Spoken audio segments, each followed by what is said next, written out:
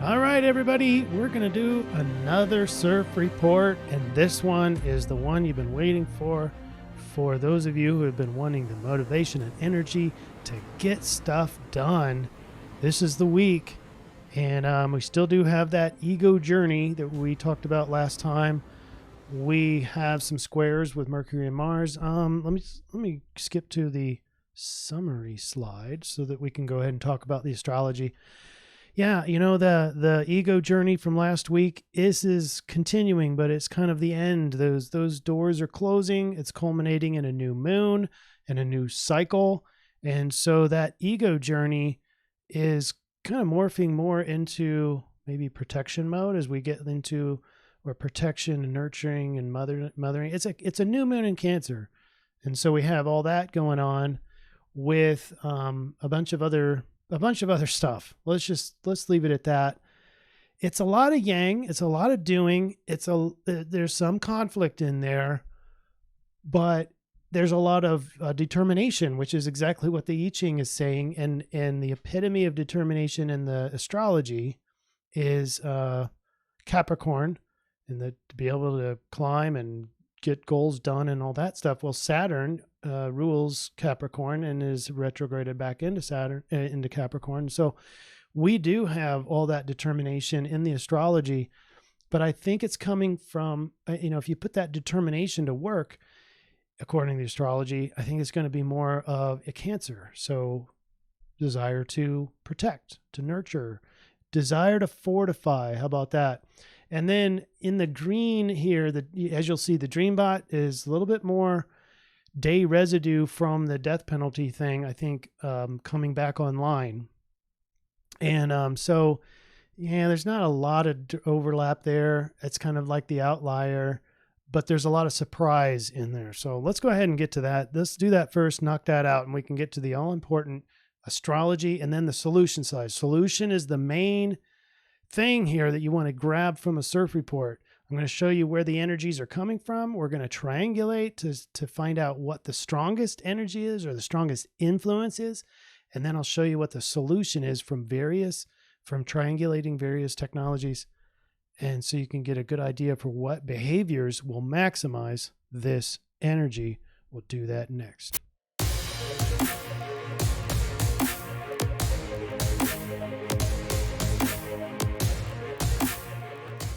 Here is the Dreambot collection of dreams.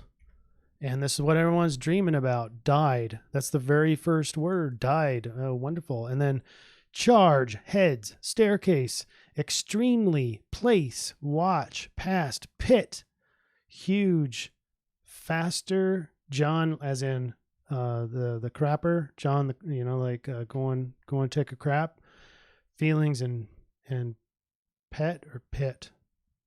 Put a lot of P words in here. So anyway, you can make a case for some other things here. There's a lot happening in the world, a lot of headlines, a lot of day residue in the collective mind. But I'm thinking if you put all those red arrows together, including those segmented ones, I think you get something close to death penalty, especially with died and charge. So you have a death component and a legal component. And so anyway, and heads rolling down the staircase, I'm thinking death penalty. So that's just me though. And then you have the blue arrows is all about heads turning, surprise, expression, emotions and feelings. And so there's a lot of wow. I think the word wow. Yeah. Wow is in there. So it's a surprise. So there's maybe something surprising coming up. And then look at linguistic set number 1, platform, golden, adventure map values. So I initially glommed onto that because we talk a lot about values in these CIRF reports, is because these are what's important to us. But if you include values and golden, a golden adventure, that could be a gold-backed currency. We might have, these blue arrows signaling surprise. Imagine a whole world surprised at a new currency, a new gold-backed currency. At least 300 million in the U.S. would be surprised, I think, or not. If you've been all over the alternative news, it may not come as a surprise to you. It may may know that it's inevitable anyway, because these fiat currency is going bye-bye. The Federal Reserve notes going bye-bye. All right, enough of that. And I can go on forever on that one, but I won't. So here's the Schumann resonance. And what I'd like to offer here, and let me go get my pointer, is that, on this little week here, we're looking at the last week, last 7 days. This graph represents the last 7 days. Okay. And so everything looks like it's kind of diving towards the end. All the arrows are going down, but look at the overall trend of the last 7 days. Look at the red arrows, for example. It's going steadily up. It's like a more of a stock market chart where all the bottoms are going upward, and that's a good thing. That's more harmonizing. That's an increase in the Schumann resonance, and so very positive, uplifting. Maybe not quite to the levels that we had seen prior to COVID, but it is improving, and that's very encouraging in my mind. All right, let's talk about the astrology. We have quite a bit going on, but not really a lot of changes from last time. This green here represents that same opportunity from Neptune. This is the sextile over to Jupiter. And then down here, these are mostly oppositions, and we're going to get to all that too. Sun opposing Saturn towards the end. Oppositions, as you know, I don't think they should be red. I think this should be more, it depends. It depends on how well you balance things, because that's what that energy is trying to do for you. It's Sun oppose Saturn in this bottom red line here. And it's not necessarily a bad thing. It could be a very good thing depending on how you use that energy. But it's Sun in Cancer, so I want to protect myself. And then Saturn is in Capricorn, so there's a lot of determination. And so you gotta, in order to be determined, you kind of have to expose yourself a little bit, or you gotta, in order to get out and get stuff done, you've got to let your guard down a little bit. So there's a balance right there that's got to happen.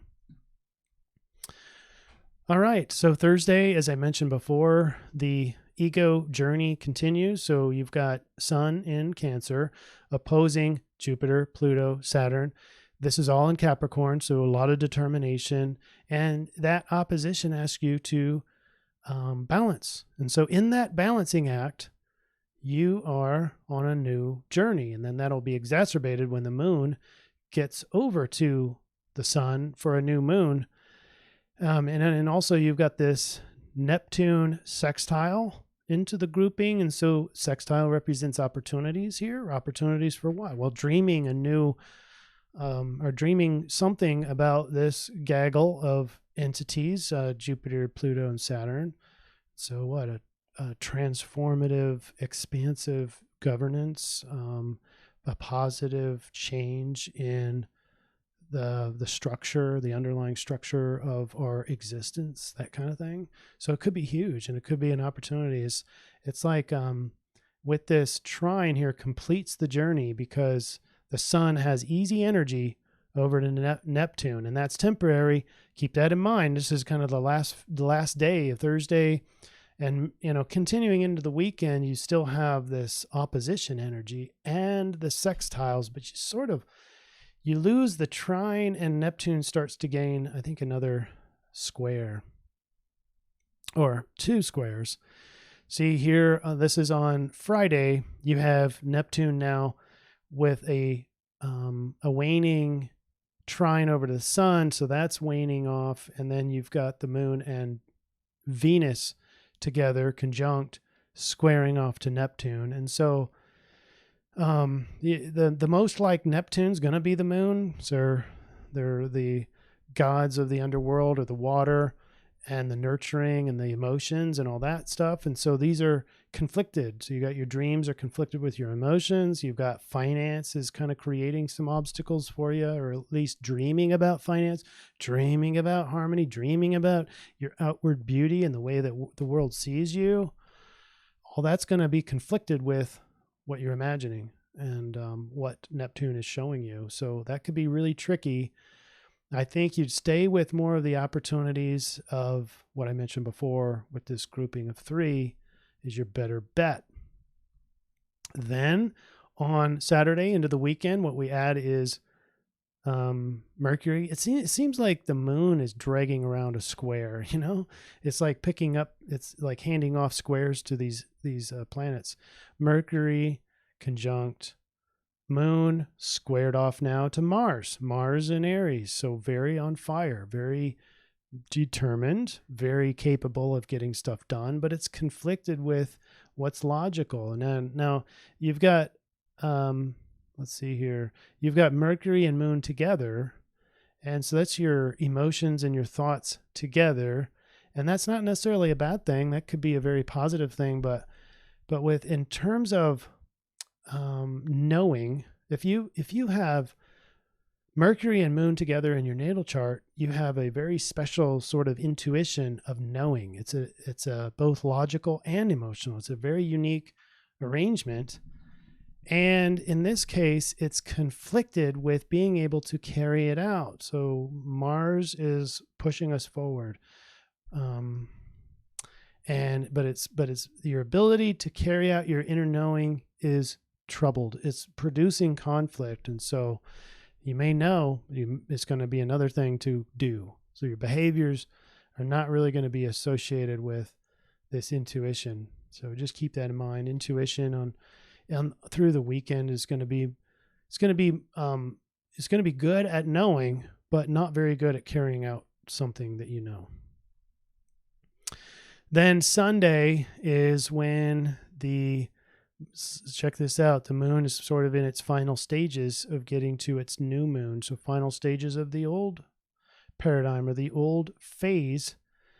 And it's like preparing for kind of the end of the sun's or the ego's journey, if you will. And again, the moon dragging around another alignment, this time with Neptune, so another trine. But as the moon gets closer to the sun for the new moon, that's going to really start to wane fairly quickly. So anyway, you're going to start to feel emotionally more protective, more wanting to fortify, like we talked about in the triangulation slide. The desire to protect oneself, the desire to nurture, desire to be at home, just emotionally yearning for home or mothering, that sort of thing. And that's going to be really the completion of your ego's journey / transformation. Although, these sextiles will continue to be there. It's the sun that's going to be the fastest moving. The last opposition to go is going to be the sun oppose Saturn. And that's going to be more of a rigid feeling of adapting, protecting oneself versus giving something up for the greater good, for the good that's already established, for the traditions that are already established, that kind of thing, and balancing all that out. And then on Monday, look at this. Obviously this is the new moon, but it's 8:47 a.m. on the 20th, 2020, July 20th. And this is Central Time, Daylight Savings Time. But you check out this big channel of energy here. It's everything we talked about on steroids, and it's very, very strong. And it does represent an opportunity, but the only opportunity is more along the lines of the protecting, nurturing, maternal kind of thing. And it's a new cycle. So we're starting brand new in this kind of getting back into our shell, getting back into behind maybe a hardened place, not in a bad way. And I'll show you in the summary slide, it's not really a scare. I'm scared of everything. It's just kind of like, this is what I do. A crab just gets back into their shell, only spends a little bit of time walking around, but otherwise got their feet in and kind of like a turtle inside the shell. It's safer there. It just feels good. I mean, what baby doesn't cry wanting to get back up into the womb? It's safe in there. That's what we're talking about. It's just that desire to to be back in there, to nurture, but also be nurtured, to protect, but also be protected. That's the whole point of this new moon. On Tuesday, ego journey is really getting thin here, as you can see. And see what else I had here. Oh, I just got the Mercury square, and then you got the Venus square still. We've already talked about all those. Now you got Mars has double square, and these are going to last a few days. It's not like the moon where they're whirling around real quick around the zodiac. Mars with a double square, it's like damned if I do, damned if I don't. And it's and on one side I want expansive optimism. I can't quite get there, and on this side I want to think right, and I want to, thoughts of Mercury, of everything we talked about with the new moon, which is protecting and nurturing and all that. It's all conflicted though. And so now it's like in that damned if I do, damned if I don't. I do one thing, this happens. I do another thing, this happens. So your yang is sort of conflicted, or big time conflicted, and mind isn't really helping me at this point, or thoughts, or nothing seems real logical. And everyone else, this is the grass is greener over here. You've got Jupiter over on this side, and everyone else has got it good, and I'm having a hard time getting to a lot of comparing, a lot of grass is greener syndrome. So that's unfortunately how we end the week.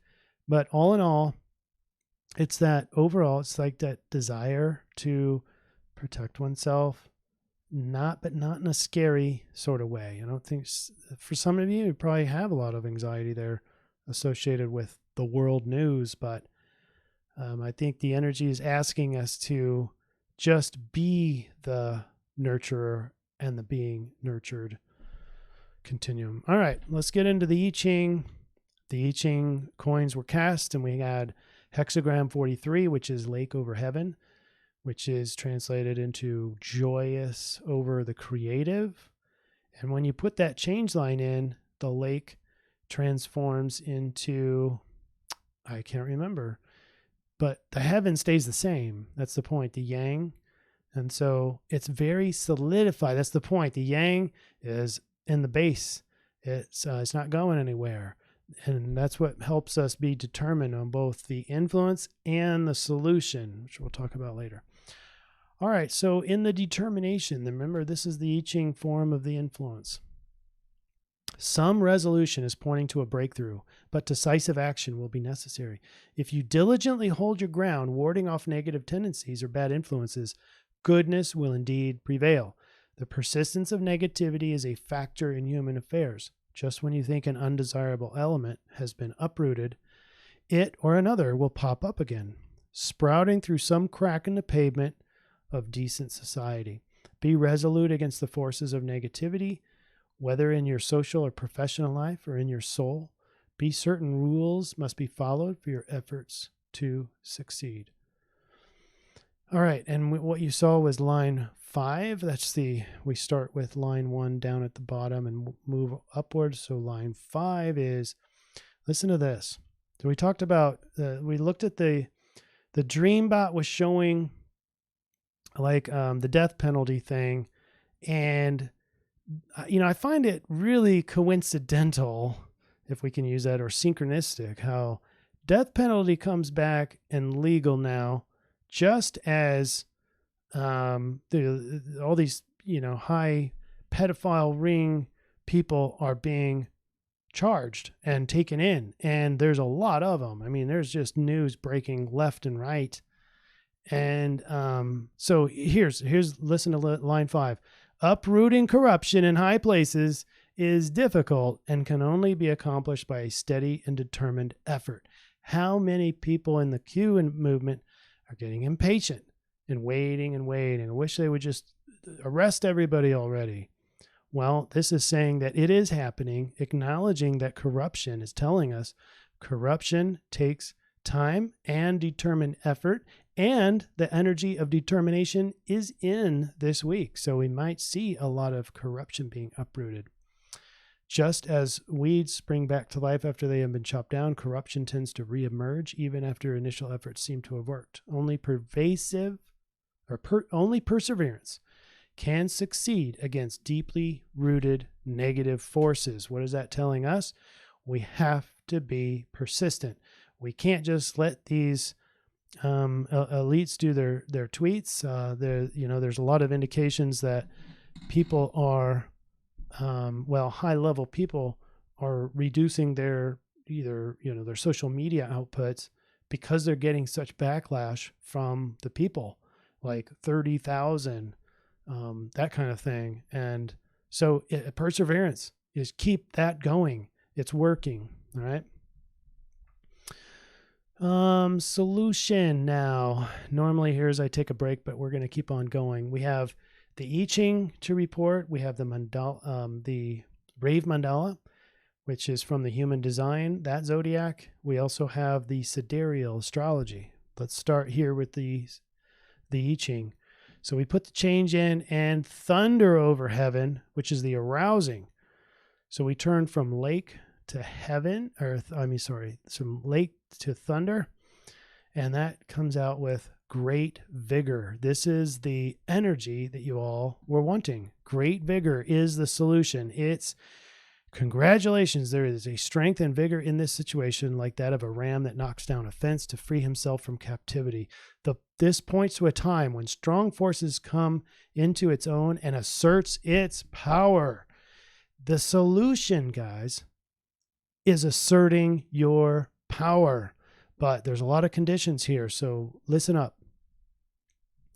Once at the summit, the support of others is needed to maintain position. So, we have this kind of collective sort of orientation. Therefore, a shift in attitude becomes necessary to persevere in what is right and just. So make sure that you've got your intentions set right when you're asserting your power. If you find yourself in an influential position, it is important to act responsibly and react with care. Power must not be allowed to degenerate into raw force that rides roughshod over everything in its path. So this power is not about just decimating everything in front of it. We've heard the term return to the rule of law. This takes time. We've heard William Barr talk about that, using the rule of law takes time.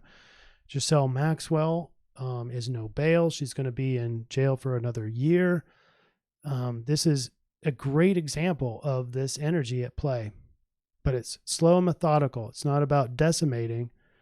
It's not about, so anyway, I don't want to go too much into that, but by following what we intuitively know to be for greater good, we avoid reckless abuses, which in the end only undermine the source of our strength. Arrogance contains the seeds of its own undoing.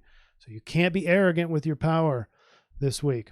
Next, when we put all this together, I'm going to show you how to get your power, all right? When we get to the summary slide or the Rave Mandala.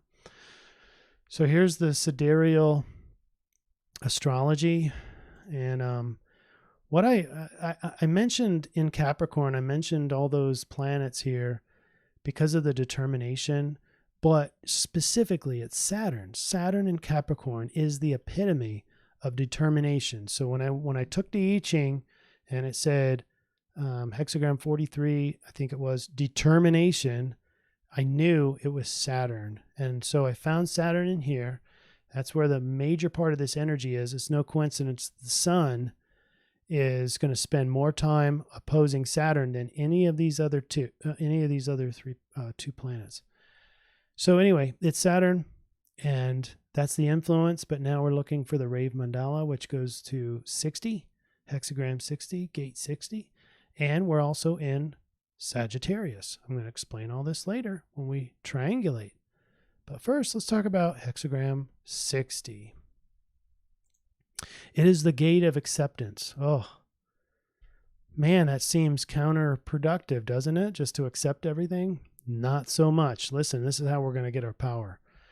This is the energy of limitation itself. The gate is the pulsing pressure to mutate. This possibility of mutation is grounded in the release of limited amounts of energy. So it's not like you have an unending amount of power and energy. it's going to come on strong and it might leave fairly quickly. This limitation, the pulse, manifests as power bursts rather than sustained flows. Okay, so here's our hint of how to get the power. Acceptance of limitation is the heart of the process. Otherwise, this energy can manifest as chronic depression. But they show an analogy.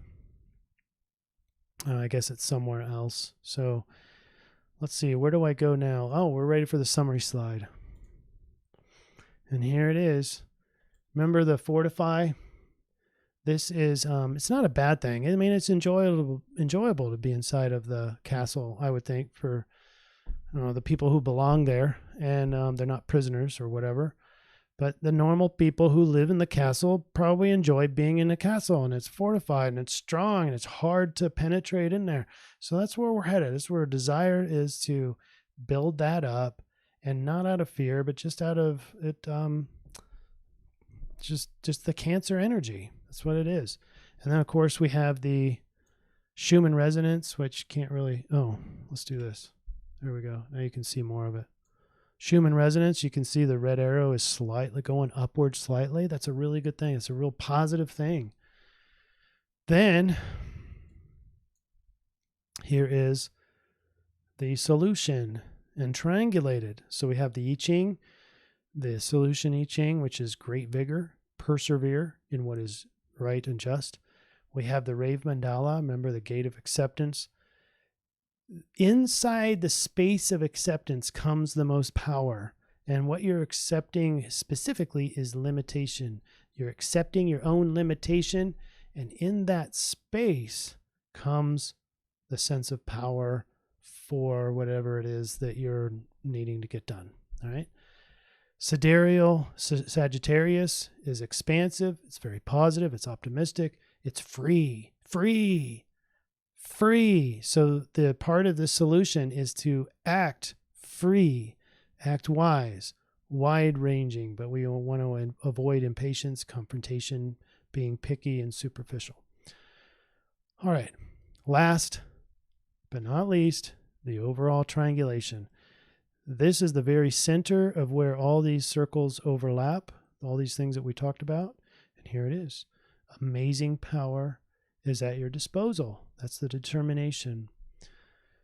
But with the following requirements. So here's sort of your checklist to make sure that you maximize your power this week. You must accept your limitations. I can't stress that enough. That came in multiple places. You must focus on what's right and just. You must focus on the benefit for others, for the collective, not just your own. You've got to check your intention, basically. And then you have to avoid arrogance. That was specifically mentioned. All right, so start by accepting your limitations. Watch out for getting caught up in the Neptunian dreams and fantasy. And they had an application last week. I think it's going to be a little bit tricky this week. So watch out for fantasy and, the grass is greener, that sort of thing, and unreasonable expectations. Power comes in the acceptance, not in the demand. In other words, just because you want power this week doesn't mean that you automatically get it. You have to first seek understanding of what it is and how you are limited, and how that relates to what it is that you're trying to get done, or your goal sets, or what you're determined to do. And then in that space, so maybe in the, I'm trying to remember the allegory that I read earlier about this, but I can't remember exactly what they talked about. But anyway, it's the knowing that comes from the sort of the surrender that you're not all powerful. And in the acceptance of that limitation comes the know-how to do and be determined for something appropriate for you. And this is going to be the start of sustainability. In other words, you got to check your intentions. And another strategy is to harmonize with others. So you like teamwork. Will also, because remember, this power that comes is it could be very short term. It's more of a spurt rather than a fire hose of constant flow. And so if you want sustainable power, you're going to share this power with others, or share the vision with others as more of a team. The team will get the power, and that will produce a lot more sustainability for what it is you are trying to accomplish. All right, that's it, folks. I'm going to put up this final slide for you right here so you can refer to it with all these different alignments. And that's going to be on the final portion. If you want to see a quick diagram, this will be on the last bit of the video. You can come back, go to the end, and view it for yourself. All right, that's it. We'll see you next week. Enjoy this determined and should be a very big breakthrough sort of week. All right, and hoping that you get that personal breakthrough that you've been waiting for. All right, we'll see you next week. Thanks.